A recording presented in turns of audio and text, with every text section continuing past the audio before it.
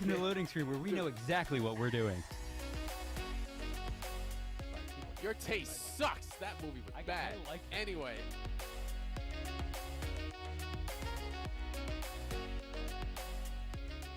Five. There you go. Yeah, we're back. You might have to refer to me as Captain, Alex.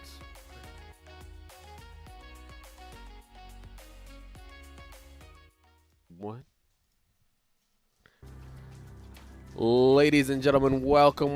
Good morning. This is Loading Screen, your morning podcast to cue your day up with. I am more jazzed than Alex is trying to stretch his legs right there. What's up, pal? How you doing, man? I'm standing today. Yeah, I was about to say, you're looking taller. I don't know how I could tell that, but yeah. My assistant stole my zip chair and is in a meeting, so I can't even take it away from her. So I'm standing today. So nice. You needed to buy it twice. Unfortunately, you didn't though. They didn't hand you two. They only gave you one. Shout outs to Zip Chair for supporting not only us but our assistants when the time is right and the time is needed for those meetings. Yeah. You just don't do it for a podcast. You do it for everything else. And of course, shout outs to Mike and Ike for supporting the show as well. This is Loading Screen number 50, man. Wait, 50? 50. God. 50. I feel like we've come so far. Half a dollar. Curtis Jackson. Barely made it. Yeah, I know. The we're still listening to the same dumbass song in the background. Guys, for the last 2 weeks. Go on. Yeah, let's hear this. I think it was more than that, like 4 weeks. I think it's been more than that now, I think. I have said, Dre, let's change the song underneath. I'll look for it. I haven't had time to look for it. Look for a new song. So I apologize to everybody who's had to... Fun fact for everyone else. Yeah. It was Alex that said, hey, I want this song in the background. Yo, this song is the ish, man. Like, I could listen to this all day. Verbatim, he said that. He said I could listen to this all day. Times, and now he's like, I'm done with it. I mean, I could stop it from going into your ears like this, like, there, your release. You don't have to hear it. I haven't heard the song really at all because I don't have it going to my mix. I just have you going to my head. But I asked you too. Oh my God. I had granola this morning and I just felt a piece go. So I asked you before we ever did this show, I was like, hey, do you want the music in your ear? And you're like, yeah. Now look at dude, you. like, who do you think I am? Yeah, like, look at you now. Change it. We're going to have to change it. We will change it. What's up, Divox? How are you? D-Vox? Hello. In chat. What up, D? All right, cool. So we got some news. It's actually like a really chill kind of end of the week when it comes to news. There is some news that did drop literally like a couple hours ago. There are some things we're waiting on that unfortunately we won't be able to get into on this week's show due to timing, and some reveals. So actually, let's just get into like what won't be happening on this show. So Cyberpunk 2077 Night City Wire live stream is happening. Unfortunately, it's happening at noon Eastern Standard. By that point, we usually get done the show. So, unfortunately, bad timing for us. But they're going to be showcasing new things for Cyberpunk the closer we get to release. I'm going to be keeping an eye on it. Obviously, as soon as we get done here, I'm just going to be like, okay, cool, good times, Alex. Great show. Yeah, great show. Talk to you later. Gonna watch this right afterwards. I'm really excited to see what else they could possibly reveal the closer we get to the actual release. I like, part of me doesn't want to watch these because I don't want to be spoiled, but the other part of me is like, dude, I'm just so excited. I even started playing The Witcher again. Like I started from scratch playing The Witcher again, which is one of my favorite games. But I think what CD Projekt Red does best is tell stories and immerse you into their world. And not many games really do an amazing job of that. Like, they do good jobs of it, but not amazing. And I've never felt more immersed in a game than I did in The Witcher. So I've been playing that, try to get in the mood. But I'm really, I've got strong, high hopes for Cyberpunk. Straight up. Yeah. So for those that haven't watched these, I mean, yeah, they could get into kind of maybe spoilerish territory. I don't think they go too wild. I don't think they would into like story stuff. The previous episodes have been all about the factions, the sound design, the music. Yep. Johnny Silverhand, talking about not his character, but really like his influences and like the bands that are involved. So it's more about like the things behind the scenes, which I'm a big fan of. I always like hearing about things like that, like documentaries about games and how they're built and such, and just the entire process. Hence why I recommend Raising Kratos to a lot of people for the God of War game that dropped in PS4. It's really eye-opening, and Night City Wire is just another way for us to get that. So if you want to check it out, 45 minutes, 12 o'clock noon, grab a sandwich, go sit down. Not loading screen, but maybe that other show that does lunchtime, maybe. I don't know. Remember when I said we should do lunchtime? We should do lunchtime. Yeah. Once again, this is 50, so we might as well talk about things that started the show. When we first pitched this, I was like, yo, we should just do it at lunch. You just take a break. It wasn't Alex that Okay. It wasn't you that knocked it down. And I don't want to say it was knocked down, but some people were just like, I don't know if I want to do lunchtime. I'm like, all right, fine, whatever. We'll do morning. I've heard some viewers, and yeah, you're right. It's 50, so why not address some of this stuff? But I've had some viewers where they're like, dude, I listen to your podcast like every Tuesday, Thursday, as I'm getting ready for work in the morning, or starting my day in the morning, which is cool. I mean, yeah. Not listening to us during lunchtime, but who knows? Maybe when we get more, when we get a little more flexibility in our day-to-day routines, we can, sit down in the block, shoot the shit, and make it like an hour and a half show. Who knows? That'd be fun. What's up, Weedster? Luigi, welcome, sir. All right, so yeah, T-minus 44 minutes. I'm gonna have this tab open. I'm not even gonna close it. I just want to keep looking at it. But what's the? Oh, okay. You know what? Let's save this one. This one's gonna be a big one. That was gonna be a big one. So one of the quick releases, right up my alley, is FGC games. That's a big part of me as a gamer. So recently, MK11 dropped the Rain gameplay trailer. I think I talked about the trailer for this current version of MK11, which is Ultimate Edition, which comes with Melina, Rain, and John Rambo, and confirmed it's actually Stallone. Was that last Thursday? I think it was last Thursday, because that's when I think it dropped. Stallone is indeed voicing Rambo. That actually is him. So that's a trip. I thought it was. I wasn't 100% sure. It was confirmed literally the day after my my thoughts on it. But yeah, they released Rain, the Purple Ninja, hence inspired by Prince, Purple Rain. Yeah, it's a play on all that. Ed Boon's a fan. We finally got to see some gameplay. Just disclaimer, this is MK11. It's gonna get gruesome really quick. So yeah.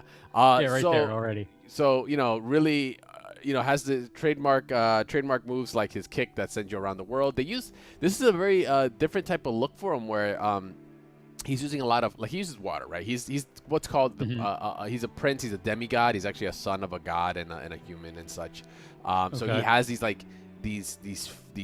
very interesting powers, mostly around water. As you can tell, he can make himself malleable into water. Oh, that's He goes sick. right through them. The animations look sick as anything. They do. Yeah, the animations are really good. They did a good job for him, and he has a weapon now too. And there's the wave. Yep, yeah, the waves. That's I- new. We haven't seen waves I'll like be this honest before with you, in a man. kit like this. I've never, I've said this before on the show a million times and to you in person, but I've never been good at fighting games. So I've never really paid that much attention to them outside of the tournaments that we do and, filming those. I'm not going to lie to you, dude. Since doing this show with you, now that I kind of know at least the things that are coming out and the happenings in the scene. And I wish I could dedicate some time to getting better at this stuff. Ugh, 'Cause it looks awesome. Oof. Oh God! Gruesome. Ooh. Yeah, until you start seeing that. The eyeballs popped out. He puts out the ball and check it out. Bloop, bloop. There's your eyeballs. I'm not even kidding. That's Okay. gross. And he's out. So, Mortal Kombat 11 coming out, of course, on the 17th of November. Or, excuse me, Mortal Kombat 11 Ultimate coming out on the 17th of November. Rain, Melina, and Rambo. It's only a matter of time before we get gameplay for both Rambo and Melina as well. Melina, one of the most requested. I feel bad for Ed Boon on Twitter. Every post my man does that, it could absolutely not have nothing to do with gaming whatsoever. And people, the first comment will always be like, "Where's Melina? Melina went? Where's Melina? She is a fan favorite. It's been around annoying. since. It gets annoying. I don't know how Boone does it. Honestly, I think he does actually like scream at some point. Like he has to let loose because that could be annoying after a while. So he gave them what they wanted. Here's Melina.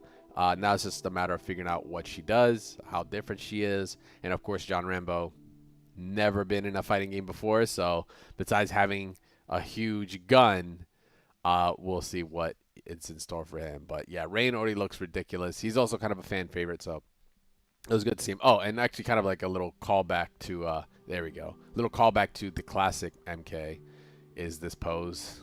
Yeah. Those that grew up in the arcade know what's up with that pose. You recognize that. I have definitely seen people make that pose in real life. I have. Oh my God. I definitely have once or twice. That's hilarious. But yeah, the classic pose. Oh man, that's from, I think, actually Ultimate Edition from Mortal Kombat 3, which is, that's why I find this edition or this version kind of a callback, because they haven't used Ultimate in their name for any other game since. Wait, is that like, pose called anything? I don't know if it's called anything. I just know I remember the ninjas that did it in that version of Mortal Kombat back in the day. Oh, okay. But yeah, this is really cool. So yeah, Rain's showcase. If you guys want to check it out, it is on I think IGN. It's on Game Clips. It's on NetherRealm's YouTube. You can go peep it there. Let me see. What was the last thing? Oh, okay. This also just dropped yesterday. I don't know if you've been keeping up. This isn't much of a spoiler. This is for Miles Morales Spider-Man game. It's just a quick clip that got dropped by Game Informer, just showing an exclusive look at Spider-Cat, which Cat? Yeah, I got confused as well when I first heard about it, and I was like, what are we talking about? Miles like kittens? That's what I'm thinking. So the clip actually starts with a bodega that was robbed, and he goes to, like, right now he got the mission. They didn't show you the cutscene because they didn't want you, maybe get spoiled or anything, but he gets put into a mission like, hey, he needs to go put on the power. Thugs are doing this and that. Okay, you go in, you do your thing. They show some of the showcase, and supposedly this is also where the cat was, because the cat's name is also Spider-Man, which is I don't know, but yeah, the cat's in the bag. That's gotta be a nod to something, yeah. Yeah, there's the cat. You're like, oh, that's so cute. Cool. We're gonna bring you back to your owner. Put on the power. Let's go back. He actually has it on in his backpack. Gets out. That was such a sick transition. So yeah, it was super random at first. I was like, what's this have to do with Spider-Cat? It's just because he has a cat. First of all, god damn it. I just want to point it out there. Oversight. The cat's in the bag. The cat is in the bag. Sir, do not, they didn't think about that one. That didn't right. Oh. Yeah. Oh. But first of all, did you see the fact that on the snowy ground? Hold on, that's what I was looking at. Forget the cat in the bag. I was looking at that. The snowy ground actually, look at that. It actually leaves imprint of his body where it makes contact. I wonder if that's going to be like a new. That is real-time render. That's insane. That's insane. Do you think? Do you think? Is that? You wonder if that's going to be an industry standard or developer? That's something I would see Insomniac doing. Yeah. First of all, or second of all, so he brings back the cat. Like, oh, he's so happy. Calls him Spider-Man. Shout out to the PR flag in the back. Hell yeah, represent. Yeah, literally, the cat's name is actually Spider-Man. But I don't know what happens 100% after this. It seems like they made a cut.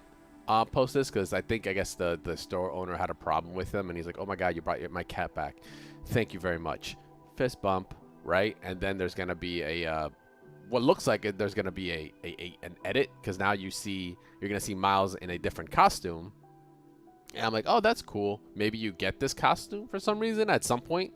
So he puts on a hoodie, got like a sick looking hoodie and all that, got a backpack. Shit, but I can't wait to play this cat, the cat has a spider cat. And I was like, oh, that's a really cute little Easter egg. That's awesome. But then come to find out, the damn cat is part of a freaking sidekick. He's like, I guess a sidekick. He is some sort of woo, and that's all you get to see. Yeah, he puts Puss in Boots to shame, dude. That really, I guess it must be like it's a costume specific.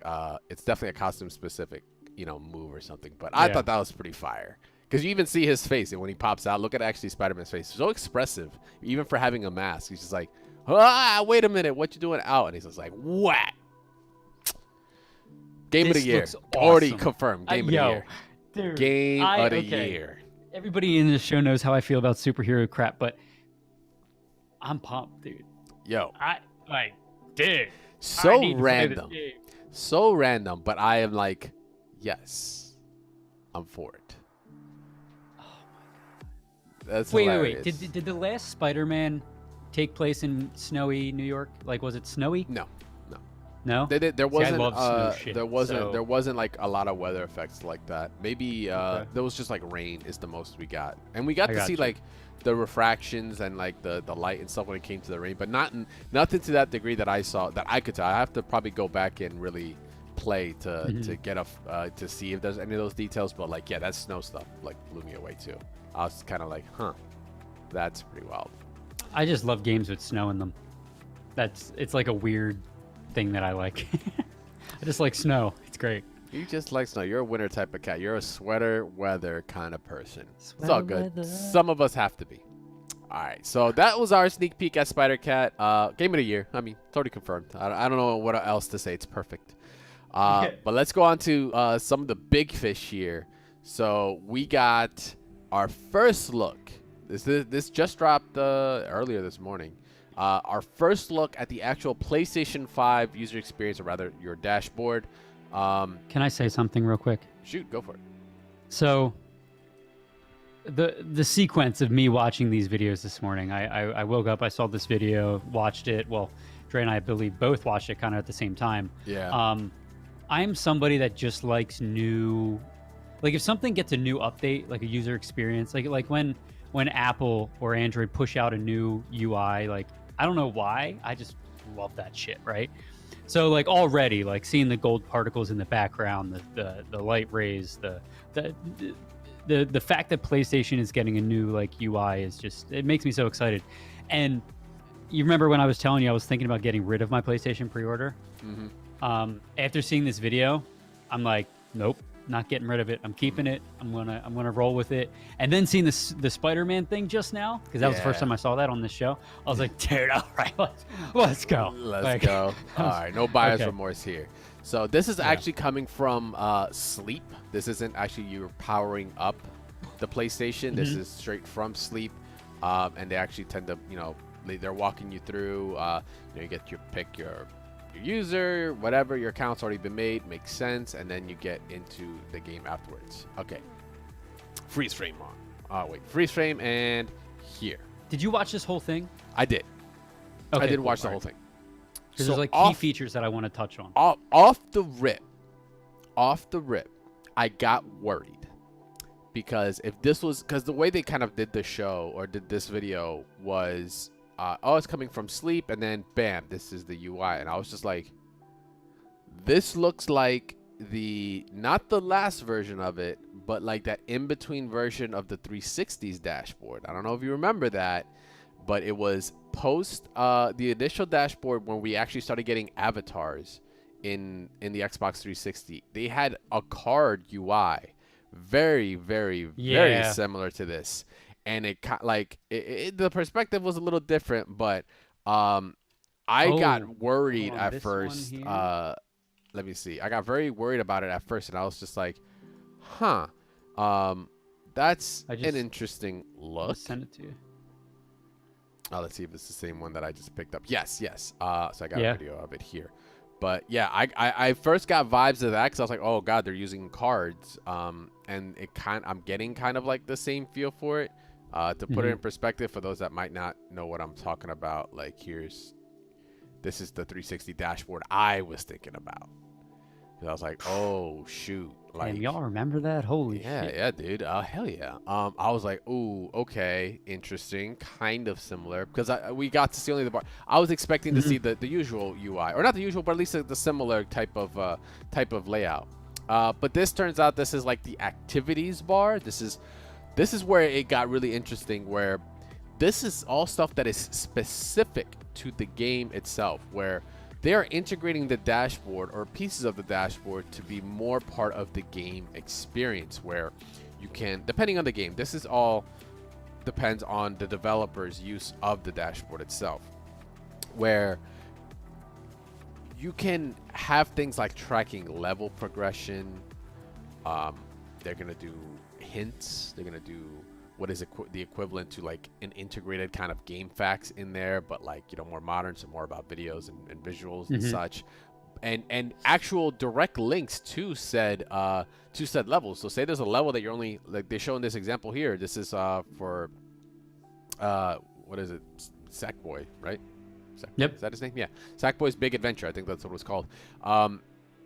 You could like see progression on certain levels, and instead of going through the game to get into that level, say you just like want to get into that level that you're only at 60%, you can literally just click on it on the dashboard. It will then initialize that in the game itself without you having to go through the game's UI, through the map screen, do whatever.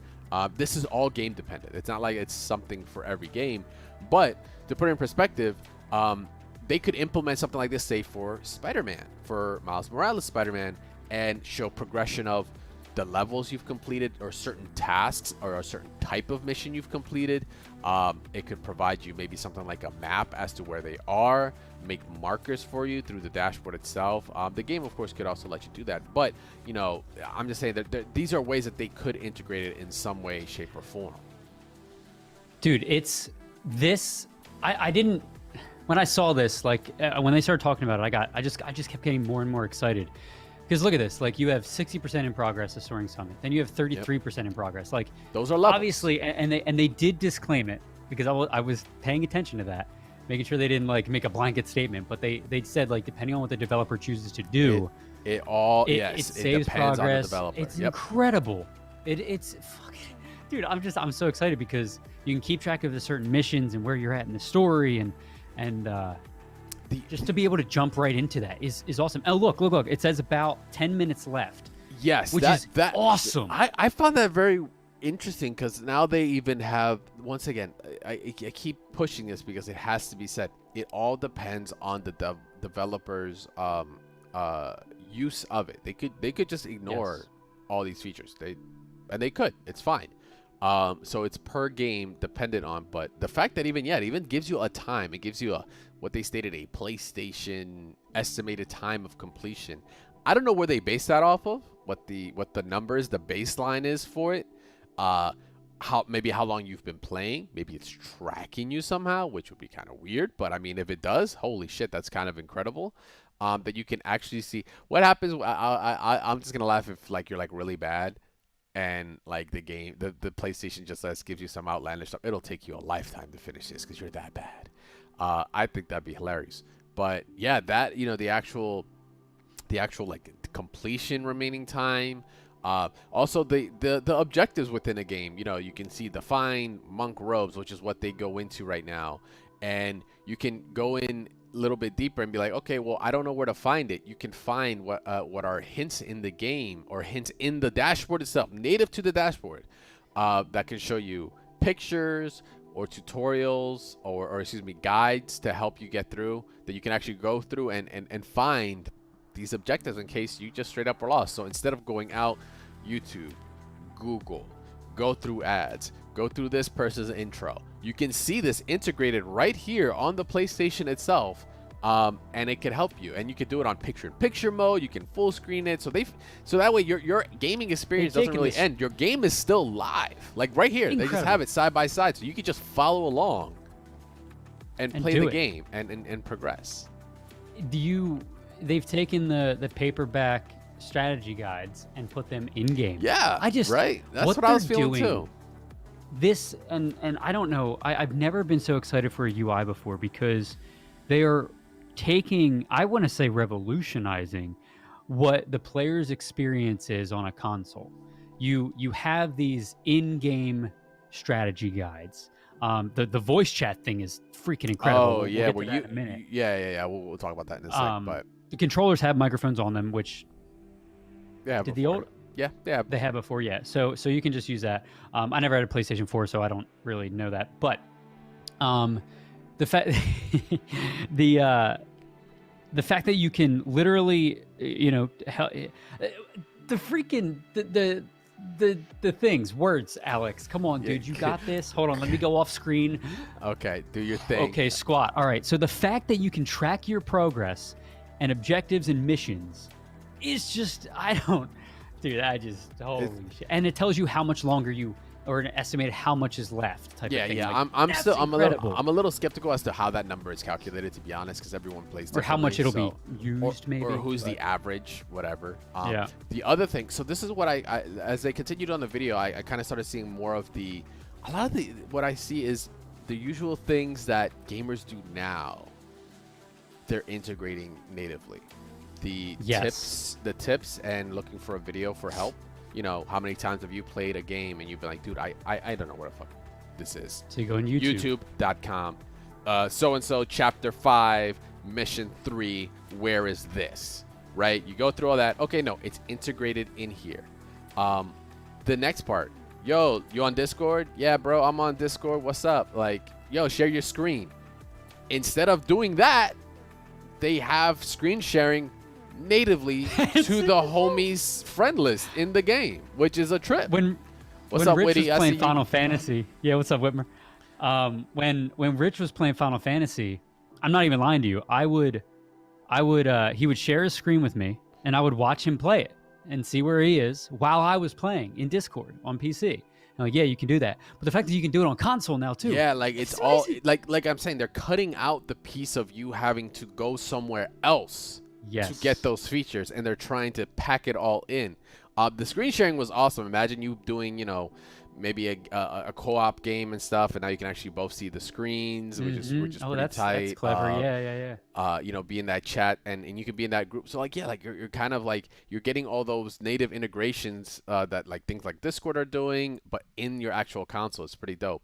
And you know, then they showed off, you know, parts like, oh, you know, if say someone else is playing a game that you also have, you can instantly like see that it's joinable, hit the button on the menu, and you'll just like, due to the PlayStation 5 super high speed SSD, you'll just get right in, which is what they state. So it's like, all right, cool, bet, I get it. You can just shut off the game and we'll go into the next one real quick, bam, like that. But it's really neat because you can literally join somebody's. I mean, like, I can't say this doesn't exist already, because in a way it does.